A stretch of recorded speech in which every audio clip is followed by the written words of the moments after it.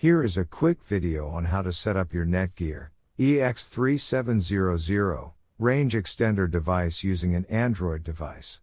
So without wasting any time, let's dive into the video. The first thing that you will need to do is, take out your range extender from the box, and plug it into an AC vault outlet. Wait till the extender is successfully booted up, and the light on the extender becomes solid green from amber.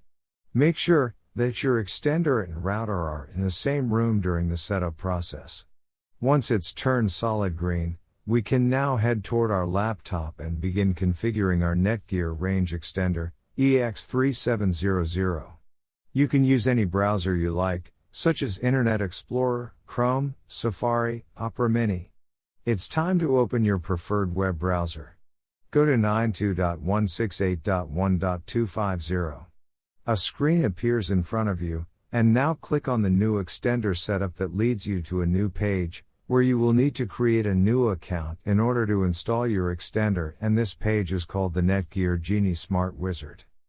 Now fill in all the necessary details such as a valid email address, password. And once you are done, click on the next button. Now you have two choices, as you can either set up your range extender device as a range extender or as an access point. We are going to click on the range extender, and then it will scan for the available networks and give you a list of all the networks available.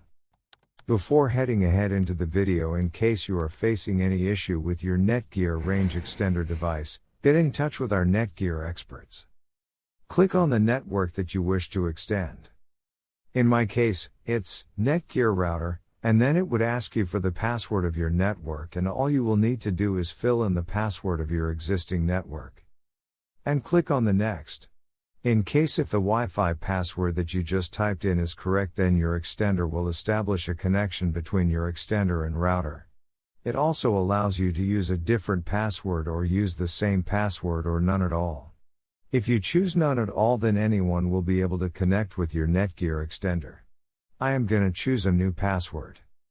My Wi-Fi extender name is Paul. You can choose any you like. Now we are successfully done with setting up our Netgear EX3700 range extender. Now go to your Wi-Fi settings and connect to our newly set up Paul range extender.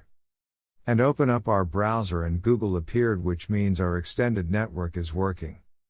Thanks for watching, and don't forget to smash the like button and hit the subscribe button so that you don't miss any of our videos, and in case face any problem, get in touch with the experts.